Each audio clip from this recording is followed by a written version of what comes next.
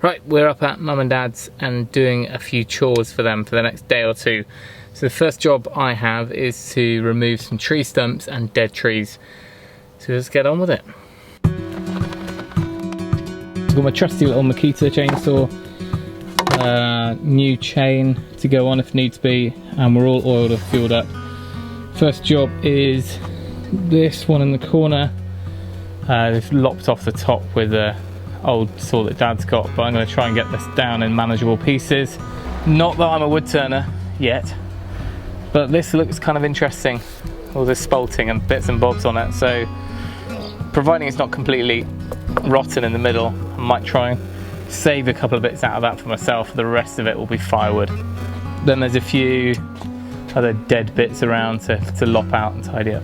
If you don't need a chainsaw for massive tree felling or you know, chainsaw milling and things like that, then this is a great little saw. It cost me just over £100 a few years ago, and it's just faultless. You can't really find an easier to start chainsaw, and yeah, it's alright.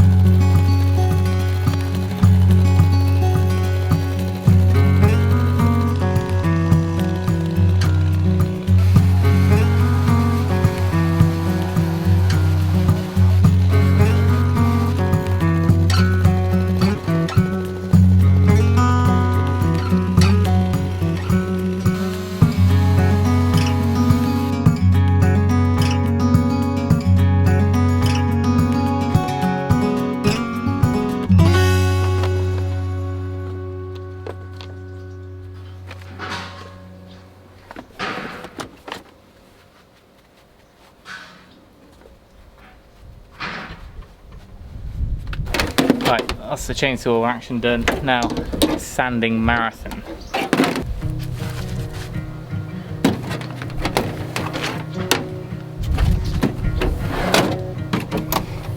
So we'll come up and do some proper videos on this project that Dad's got going on. It is an old garage which had a whole re-roof just done. He's doing it all himself, but the pitch of the roof was the other way, so he's taken all that off, flipped it around, and put barn hip roof on it, and gonna have it open fronted. And then we've ordered some green oak beams to go along the front. It's facing the whole lot in natural stone.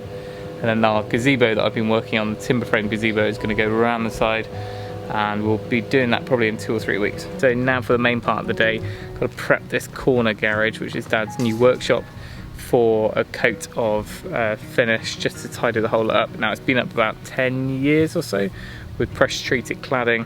It was a whole rebuild. There used to be like a triple garage over there which was just rotten and falling down. So rather than replace it, Dad kind of replaced bits and added to it. But now it's just looking a little bit tired and grey. So the whole lot's going to get sanded, and then we're going to coat it with Osmo UV oil in a tinted version, and I'll show you that tomorrow.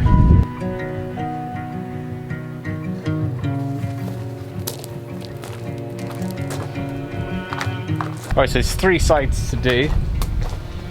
The back doesn't have cladding on it, so I'm going to start around here and hopefully get to most of it. Round here is probably the worst area where it's greened in the shade of the tree. But it's just things like this, bits of ivy. Just going to run 120 over the whole lot. And then, not sure, I think all the joinery, the doors and windows are going to be painted. But when that will happen, I don't know. So for now, I might just put another, just a protective coat of the Osmo on there as well, so it's all the same.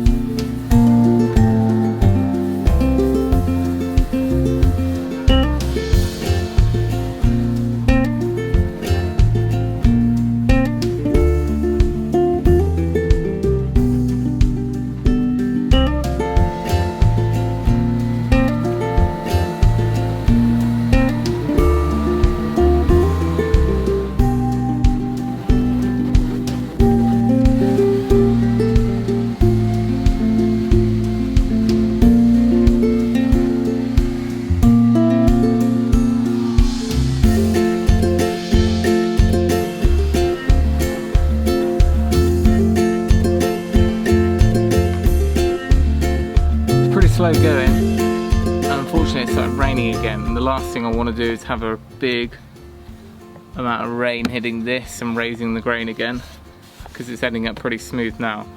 Hopefully this will pass. Most of it's got a good overhang anyway, and then tomorrow, once we can get the coating on, the Osmo, then of course it'll be weatherproof and it will stay nice and smooth. Unfortunately, because these have been in 10 years, or even if they'd only been in a few months, when cladding shrinks and ages, it kind of normally cups a little bit. So you can't just plant your sander on there and forget about it. You kind of have to follow the contours to get it nice and smooth and get any of the, I'm not trying to get all the grey off, but any of the green and the splashes of paint and things like that. We're getting there, probably half the way done. I've got to go up onto the top to do those little kind of gable end of the roof that I need to kind of get under there. It's really greyed quite a lot because it's quite exposed. When it was put in with hidden nails, so it's quite nice. We haven't got any like rust marks or anything like that.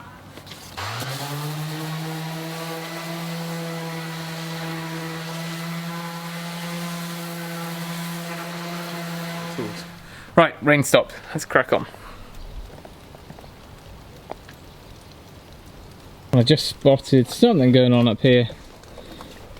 Oh, I always say to people, especially if they just moved in somewhere, always go outside when it's tipping it down, because it's the only time you actually see any issues. You can see here that the joint up here of the gutter is just leaking, dripping down here, and it doesn't look like much, but actually over time that's going to start seeping in. Things will weather and it won't weather evenly. So we need to just have a look. It's just loose. So we'll just clean that out. It's probably loads of leaves and stuff in there. Get it in and we'll clip it down. Not quite sure why Dad's jammed all this in. I think it was because there were a load of bees trying to get in to make nests last year. So it'd be good to leave that vented. Classic Dad hoarding, just like myself. Like father, like son. Don't even know what's back here. A load of old scaffolding, bit of firewood.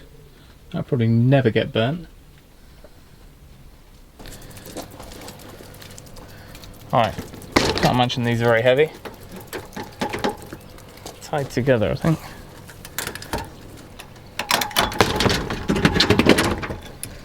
This is such an old-fashioned type of solar panel. It's like a capillary mat.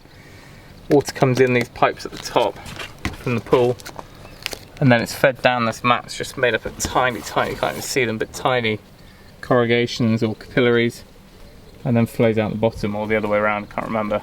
So it's not like the vacuum tubes you see nowadays, but it kicks out some heat when it's hot enough. And I think he's going to hide them on the back garage roof, and until something better comes along, they'll keep the pool warm in the summer.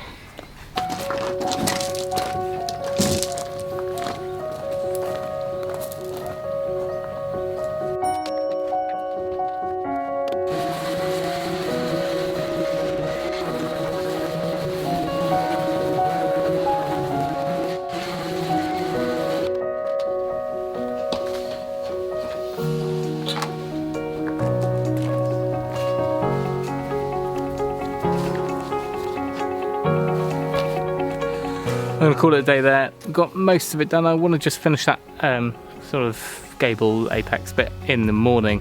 The delivery of the finish won't be here until kind of mid-morning, so it gives me an hour or two to finish up, brush around the bottom, and just make sure the whole thing's ready. So we'll save that for tomorrow. Thanks for watching. Remember, if you can, do it yourself, and we'll see you next time.